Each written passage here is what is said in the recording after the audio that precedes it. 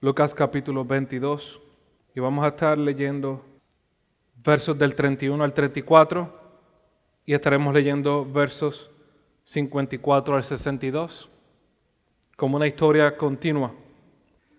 Dice la palabra de nuestro Señor Jesús.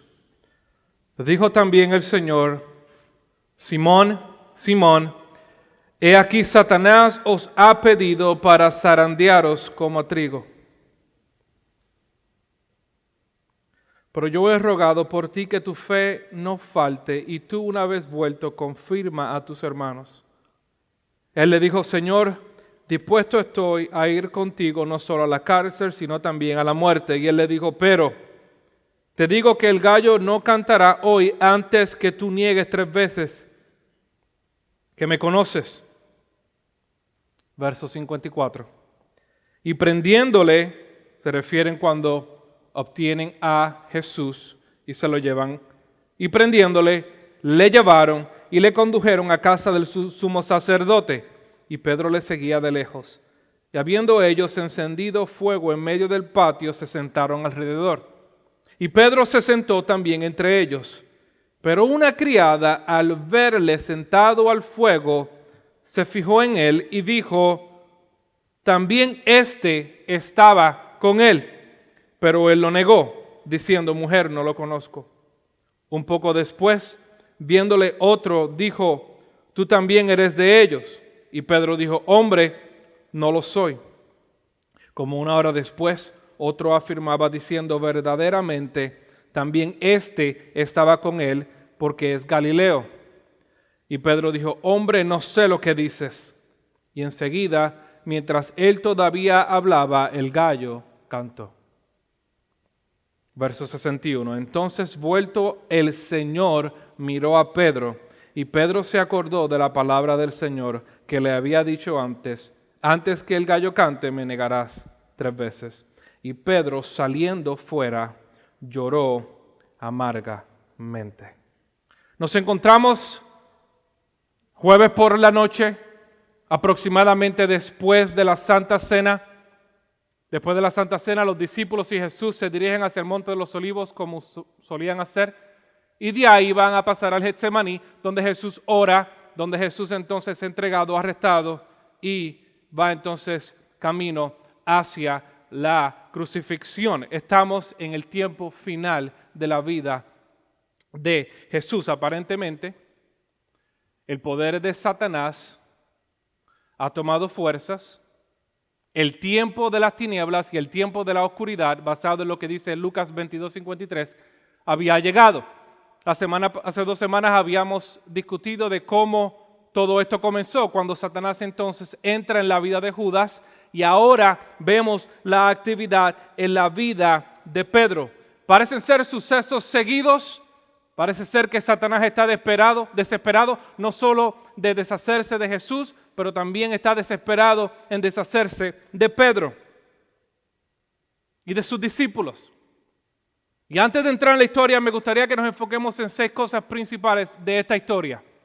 La primera cosa que vamos a discutir es que vamos a discutir la soberanía de Dios sobre la vida de sus hijos. Número 2, vamos a ver la advertencia de Jesús a Pedro acerca de un ataque. Número 3, vamos a ver el rol de Jesús en el ataque.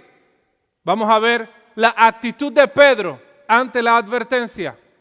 Vamos a ver la caída de Pedro y vamos a ver el propósito de la caída de Pedro. Comencemos en el capítulo 22, versículo 31. La soberanía de Dios sobre la vida de sus hijos. Dijo también el Señor: Simón, Simón, he aquí, Satanás os ha pedido. En otras versiones dice: Satanás os ha demandado. En otras versiones dice: Satanás os ha pedido permiso. Satanás ha pedido permiso. ¿A quién? Para poder entender esto, les voy a dar 3 ejemplos. Hace 2 semanas, y esto lo hemos discutido anteriormente, que Satanás va hacia donde Dios. y se le presenta a Dios en su presencia y le demanda la vida de Job. Y Dios le concede la petición, pero dentro de concederle la petición, Dios le pone unas restricciones a Satanás. Y le dice primero, te doy su vida, pero no toques su cuerpo. Luego Satanás se regresa a la presencia de Dios a pedirle permiso por la vida de Job. Y Dios entonces le concede la segunda oportunidad, pero le dice, no toques su alma.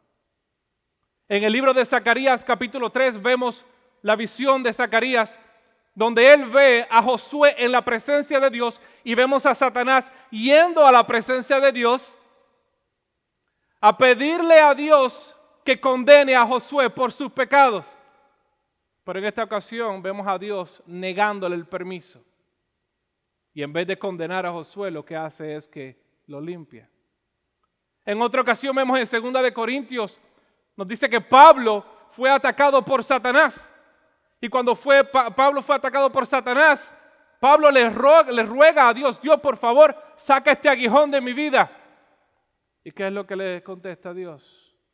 No, bástate en mi gracia, porque mi poder se perfecciona en tu debilidad, en tu angustia, en tu tribulación. Escuche bien, hermanos, Satanás no le interesa al inconverso.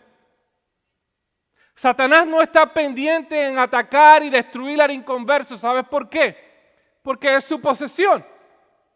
Satanás no le importa atacar a una persona que no le cree a Dios, porque esa persona es esclavo de Satanás, porque esa persona hace lo que Satanás quiere y porque esa persona por sí mismo trae a sí mismo maldición.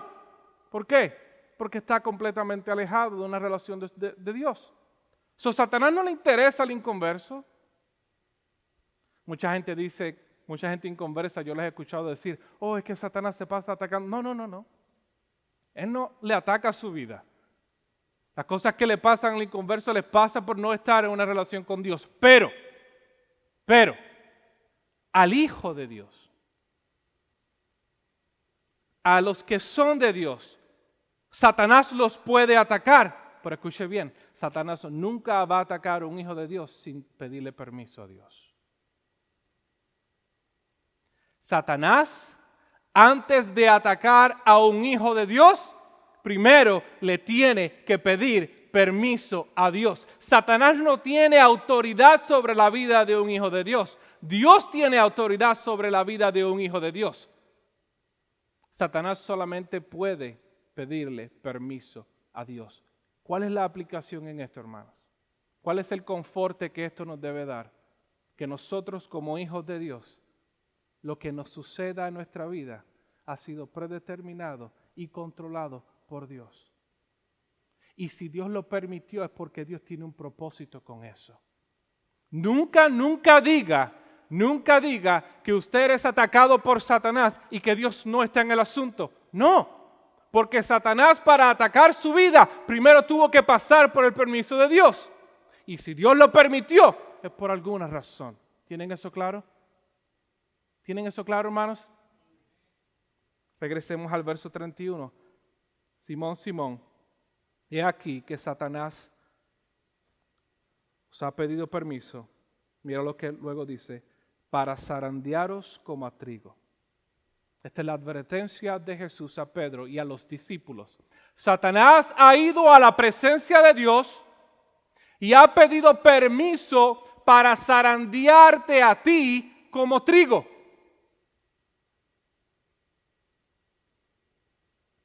Aquellos que son agricultores quizás saben de esto, pero el proceso de zarandear el trigo es un proceso violento, es un proceso sumamente violento.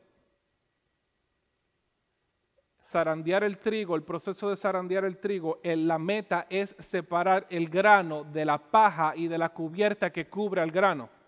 Para hacer eso, una persona, el agricultor, tiene que agarrar un martillo con una cabeza sumamente cuadrada y le tiene que martillar a la planta del trigo brutalmente y violentamente para craquear, para romper la cubierta del grano. Luego que hacen eso, depositan todo, el grano con la cubierta, con la paja, todo, lo ponen en un colador y esto es lo que hacen.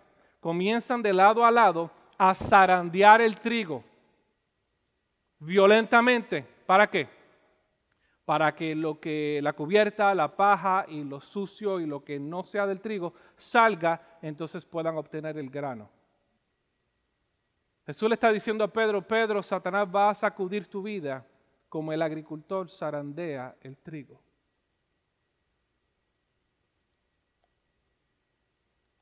Satanás ha pedido permiso para sacudir tu vida como el agricultor sacude y zarandea el trigo.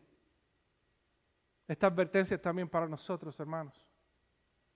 Porque Satanás va a tratar de sacudir su vida y mi vida como el agricultor zarandea el trigo. Esta advertencia no solamente es para Pedro, pero esta advertencia también es para nosotros. ¿Estamos preparados para eso? ¿Cuál es el objetivo de Satanás en la prueba? ¿Cuál es el objetivo de Satanás en su ataque? Hacer que usted se aleje de la fe. Esa era la intención de Satanás con Pedro, hacer que Pedro se aleje por completo de Jesús. Y ese es el plan que Satanás tiene para nuestras vidas, hacer que nosotros nos alejemos completamente de Jesús. Número 3, pero ¿cuál es el rol de Jesús en el ataque? Mira lo que dice verso 32. Pero yo he rogado por ti para que tu fe no te falte. Aquí vemos el rol de Jesús en todo esto. Aquí vemos a Jesús como el agente entre Dios Padre y el hombre. Aquí vemos a Jesús actuando como el intercesor entre Dios y el hombre. La palabra nos da 3 funciones principales de Jesús. Nos dice que Jesús fue un profeta, donde él vino a la tierra a proclamar el reino de Dios.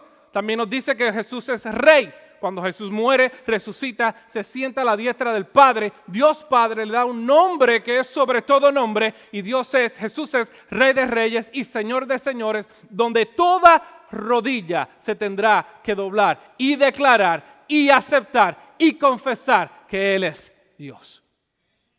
Pero también tenemos una tercera posición para Jesús. Él es el sumo sacerdote.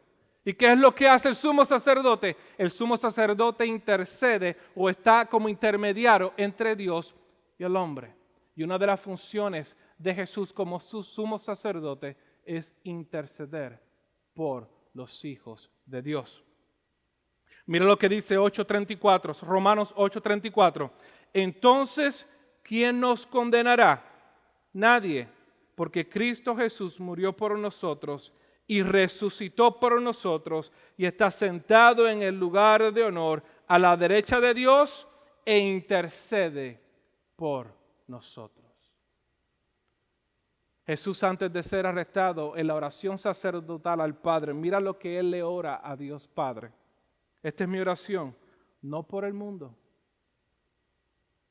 Jesús le está orando a su Padre antes de ser entregado. Yo no estoy orando por el mundo. Yo estoy orando por lo que tú me has dado. Porque ellos te pertenecen. Todos los que son míos te pertenecen y me los has dado para que me den gloria. Ahora me voy del mundo. Ellos se quedan en este mundo, pero yo voy a ti, Padre Santo. Tú me has dado tu nombre. Ahora protégelos con el poder de tu nombre para que estén unidos como lo estamos nosotros. Durante el tiempo que estuve aquí, los protegí con el poder del nombre que me diste. Los cuidé para que ni uno solo se perdiera, excepto el que va al camino de la destrucción, como predijeron las Escrituras, refiriéndose a Judas. Ahora voy a ti. Mientras estuve con ellos en este mundo, les dije muchas cosas para que estuvieran llenos de mi alegría. Les he dado tu palabra y el mundo los odia porque ellos no pertenecen a este mundo, así como yo tampoco pertenezco a este mundo. No te pido que los quites del mundo, sino que los protejas del maligno. Aquí vemos a Jesús haciendo una sombra de lo que va a hacer Él cuando esté a la diestra del Padre. Interceder por los hijos de Dios. Él no está intercediendo por el mundo, Él está intercediendo por aquellos que son de Dios. ¿Y cuál es el trabajo en el versículo 32 que nos da? ¿Cuál es el trabajo y cuál es el objetivo de la intercesión? El trabajo, yo he rogado por ti. El objetivo, para que tu fe no te falte. Aquí vemos la efectividad de la intercesión. La intercesión de Jesús no es a ver si pasa. La intercesión de Jesús no es, bueno, depende del hombre. No, cuando Jesús intercede por los suyos, hay efectividad en esa intercesión. Hay efectividad en esa oración. ¿A qué me refiero con esto, hermano? Una vez usted es lavado con la sangre de Jesucristo y una vez usted es adoptado en la familia de Dios, usted persevera para siempre. Pero la perseverancia de los santos no depende de nosotros. La perseverancia de los santos depende única y exclusivamente de la intercesión del sumo sacerdote Jesús. Eso les debe llenar de alegría, hermanos. Que Jesús ahora mismo está orando para que tu fe no te falle. Ese es su trabajo como sumo sacerdote. ¿Qué fue lo que Satanás trató de hacer con Job? Hacer que Job maldiciera a Dios y se alejara por completo. ¿Cuál fue la meta de Satanás con Pedro? Hacer que Pedro se alejara por completo de Dios. Y vemos a Jesús diciendo, yo estoy rogando para que tu fe no te falle. Nuestra perseverancia es causada por la intercesión continua de nuestro Señor Jesucristo, hermanos. Descansa en esa promesa. Ahora vamos al verso 33 y 34. La actitud de Pedro en respuesta a la advertencia. Mira lo que le dice Pedro. Él le dijo, Señor, dispuesto estoy a ir contigo no solo a la cárcel, sino también a la muerte. Y aquí es donde reside el problema, no solo de Pedro, pero también nosotros. Jesús le está diciendo, ten cuidado, porque Satanás ha pedido sacudir tu vida. ¿Y cómo le responde Pedro? Yo nunca te voy a fallar. Yo voy contigo a la cárcel, pero también muero por ti. Eso nunca va a suceder. Pedro, Satanás va a sacudir tu vida. Jamás en la vida. Él puede atacarme, pero yo nunca te voy a fallar. Pedro, ¿no te recuerdas cuando yo estaba en el barco? Cuando estaba en el barco y yo caminé sobre las aguas y yo te dije que caminaras. ¿Qué tú hiciste? Pedro, tú dudaste. Pedro, te estoy advirtiendo que Satanás va a sacudir tu vida. Ten cuidado. Jamás. Yo nunca te fallaré. ¿Cómo le contesta Jesús? Pero yo te digo que antes que el gallo no cante hoy, tú me negarás 3 veces. ¿Cuál es el problema de Pedro, hermano? El problema de Pedro es que poseía una seguridad y una fortaleza idealista y falsa. El problema de Pedro es que su fortaleza y su seguridad era superficial. El problema de Pedro era arrogancia. ¿Por qué Pedro tenía una fortaleza y una seguridad superficial? Porque Pedro tenía un falso concepto de sí mismo. Pedro pensaba que lo que sabía era suficiente. Pedro pensaba que porque estaba con Jesús, no necesitaba depender de Él, que Él podía depender de sí mismo. Pero Pedro también subestimaba el poder de las tinieblas. ¿Cuál fue el resultado? Que Pedro ignoró la advertencia de Jesús. Nosotros podemos pertenecer al rebaño, nosotros podemos haber sido justificados y adoptados en la familia de Dios, Nosotros podemos ser fiel creyentes y a la misma vez no depender de Jesús, pero depender de nuestras propias fuerzas. Nosotros podemos pertenecer al rebaño e ignorar las advertencias de nuestro Dios. Primera de Pedro 5:8 dice que Satanás está como león rugiente, que Satanás está como león rugiente buscando a quien devorar. ¿Y a quién Satanás va a devorar?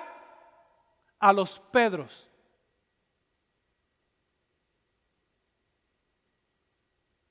Como tú y como yo. Que dependemos de lo que sabemos, que dependemos de nuestras propias fuerzas. Y hoy Jesús nos está diciendo en esta mañana, ten cuidado. Ten cuidado. Porque Satanás va a sacudir tu vida. Primera de Corintios 10:12 dice, así que el que piense que esté firme, mire que no caiga. Ten cuidado. Verso 54, la caída de Pedro. Y prendiéndole le llevaron y le condujeron a casa del sumo sacerdote. Y Pedro le seguía de lejos. Y habiendo ellos encendido fuego en medio del patio, se sentaron alrededor. Y Pedro se sentó también entre ellos. Pero una criada, al verle sentado al fuego, se fijó en él y dijo, también estaba con él. Pero él lo negó, diciendo, mujer, no lo conozco. Un poco después, viéndole otro, dijo, tú también eres de ellos. Y Pedro dijo, hombre, no lo soy. Como una hora después, otro afirmaba, diciendo, verdaderamente también estaba con él, porque es Galileo. Y Pedro nuevamente dijo, hombre, no sé lo que dice. Y enseguida, mientras él todavía hablaba, el gallo cantó.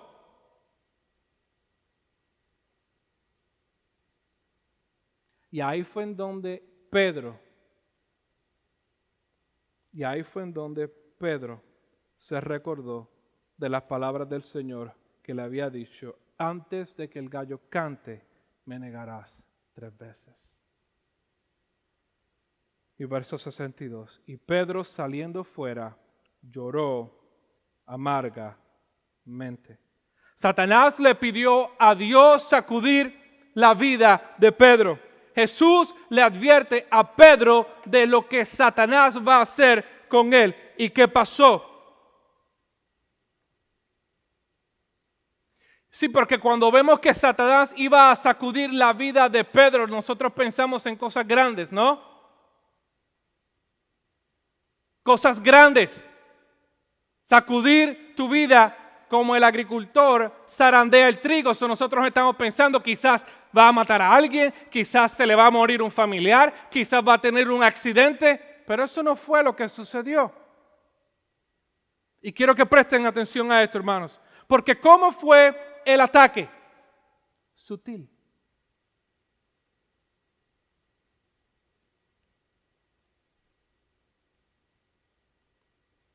Satanás es un ser sumamente inteligente, hermanos. Sumamente inteligente. Su inteligencia y su conocimiento en conducta humana es superior a cualquier ser viviente. ¿Qué significa eso? Que Él sabe el patrón de la conducta humana.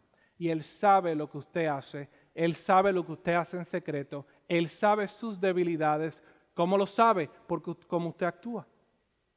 Él sabe cuando usted ha fallado y Él sabe más o menos cuáles son sus debilidades. Y Él sabe por qué. Porque le tira un dardo y si usted cae, Él dice, ok, por aquí me voy. So, Satanás para sacudir su vida como el trigo no tiene que ni matar a alguien, ni que hacer algo sumamente espectacular. No, su ataque puede ser sutil. ¿Qué hizo Satanás? Satanás atacó a Pedro por donde Pedro pensaba que era fuerte. Satanás atacó a Pedro por donde Pedro pensaba que era fuerte. Satanás atacó a Pedro por donde Pedro pensó que nunca iba a caer.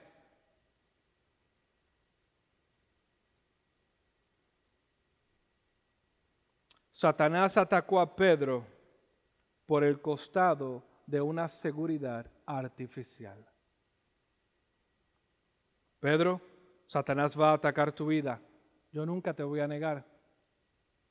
Yo nunca te voy a negar. Yo siempre voy contigo. Yo voy a la cárcel por ti y voy a morir por ti.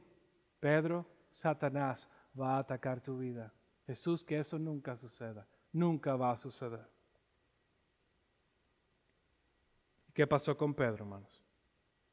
Y Pedro se acordó de la palabra del Señor que le había dicho: antes que el gallo cante, me negarás 3 veces. Y Pedro, saliendo, lloró amargamente. Pedro realizó que estaba con Jesús, pero su dependencia estaba en sí mismo, no en Jesús. Pedro andaba con Jesús, pero su dependencia era en su conocimiento, en su sabiduría, en sus propias fuerzas. Y Dios tuvo que humillarlo. A diferencia de la vida de Judas, cuando Judas traiciona a Jesús, ¿qué es lo que sucede con Judas? Termina ahorcándose, ¿verdad? ¿Qué pasó cuando Pedro niega a Jesús? Pedro llora amargamente, pero ese dolor y esa aflicción lo acerca a Jesús. ¿Y por qué es que esa aflicción y ese dolor lo acerca a Jesús cuando en la vida de Judas ese dolor y en esa aflicción lo llevó a ahorcarse a sí mismo? Porque Jesús, el sumo sacerdote, estaba rogando por él para que su fe no le fallase. Aquí vemos, hermanos, la intervención de Jesús en la vida de Judas y la intervención de Jesús en la vida de Pedro. Pedro le pertenecía a Dios. Judas no le pertenecía a Dios. Cuando Pedro, como usted y yo, fallamos, la intercesión de nuestro sumo sacerdote Jesús nos mantiene y nos ala hacia la presencia de Dios en vez de afuera de la presencia de Dios. 32, pero yo he rogado por ti para que tu fe no te falte. La perseverancia de Pedro no estaba depositada en sí mismo, porque si hubiese sido depositada en sí mismo, ¿qué hubiese pasado con él? Lo mismo que Judas. La perseverancia de Pedro estaba en las manos de Jesús. ¿Y tú, hermano? ¿Que eres del redil? ¿Y tu hermano que ha sido transformado, lavado, adoptado en la familia de Dios? Los grandes ataques de Satanás a nuestras vidas no son crisis causadas por cosas extrafamiliares. Muchos de los ataques son dirigidos a nuestras fortalezas y seguridades artificiales. No dependemos de nosotros mismos para nada. Dependamos de nuestro Señor Jesús día y noche. Especialmente cuando las cosas vayan bien. Especialmente cuando las cosas vayan bien. Satanás va a atacar su vida.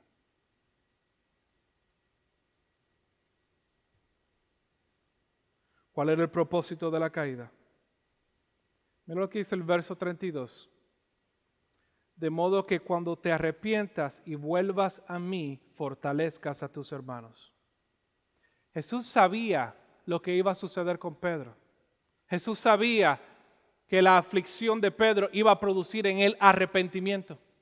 Y Jesús sabía que después de ese arrepentimiento, Pedro iba a regresar a donde él.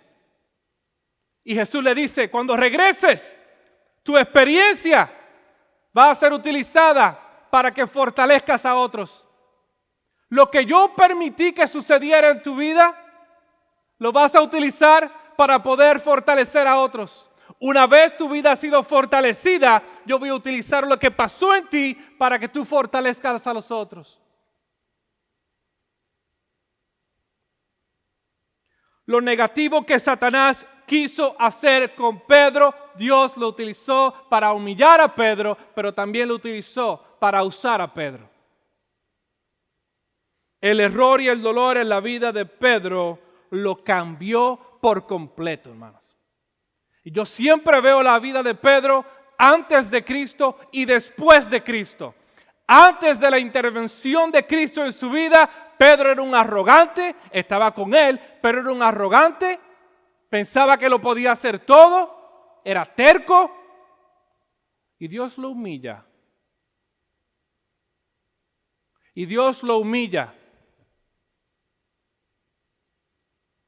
Y cuando Dios lo humilla a través del proceso de ser zarandeado por Satanás, donde en ese proceso Dios sacó lo sucio que había en él y lo purificó.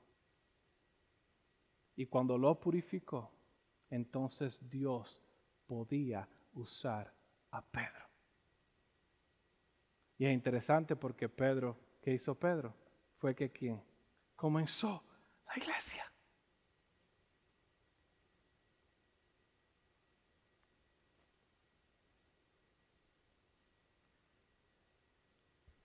El propósito en la autorización de la prueba en la vida de Pedro produjo lo que Dios quería hacer en Pedro. Mira lo que dice la primera carta de Pedro, Primera de Pedro 1:3. Primera de Pedro 1:3. Bendito el Dios y Padre nuestro Señor Jesucristo, que según su grande misericordia nos hizo renacer para una esperanza viva, por la resurrección de Jesucristo de los muertos, para una herencia incorruptible, incontaminada e inmarcesible, reservada en los cielos para vosotros, que sois ¿qué? Guardados por el poder de Dios mediante la fe, para alcanzar la salvación que está preparada para ser manifestada en el tiempo postrero, en lo cual vosotros os alegráis, aunque ahora por un poco de tiempo, si es necesario, tengáis que ser afligidos en diversas pruebas, para que sometida a prueba vuestra fe, mucho más preciosa que el oro, que el cual aunque perecedero se prueba con fuego, sea hallada en la alabanza, gloria y honra cuando sea manifestado Jesucristo, a quien amáis sin haberle visto, en quien creyendo, aunque ahora no lo veis, os alegráis con gozo inefable y glorioso, obteniendo el fin de vuestra fe, que es la salvación de vuestras almas. Lo que Satanás intentó en la vida de Pedro, separó de Pedro lo que no servía, una fortaleza superficial e idealista. Aún en las pruebas más difíciles de nuestra vida, Dios tiene un plan y un propósito en ellas.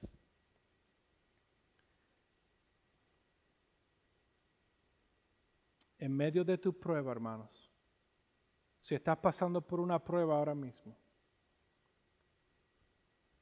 confía en las palabras que Jesús dijo. Yo estoy rogando por ti para que tu fe no te falle.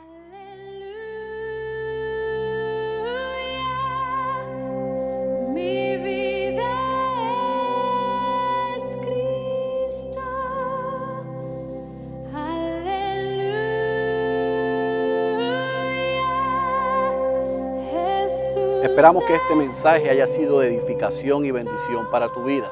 Si necesitas oración, consejería o cualquier tipo de ayuda, estamos para servirte. Puedes comunicarte con nosotros al 405-302-3032 o al 405-302-3083. También puedes visitar nuestra página web en ibqs.org. Nuestra iglesia se reúne los domingos a las 11 de la mañana en nuestro servicio de adoración y los miércoles a las 6 de la tarde en nuestro estudio bíblico. Ven, acompáñanos. Estamos en la 14613 al norte de la avenida May, muy cerca del centro comercial de Cold Spring. Nos reunimos los domingos a las 11 de la mañana en nuestro servicio de adoración y los miércoles a las 6 en nuestro estudio bíblico. La Iglesia Bautista de Cold Spring es más que una iglesia, es una familia. Aquí hay un lugar para ti. Te esperamos. Este es tu amigo y tu hermano, el pastor Félix Cabrera de la Iglesia Bautista de Cold Spring.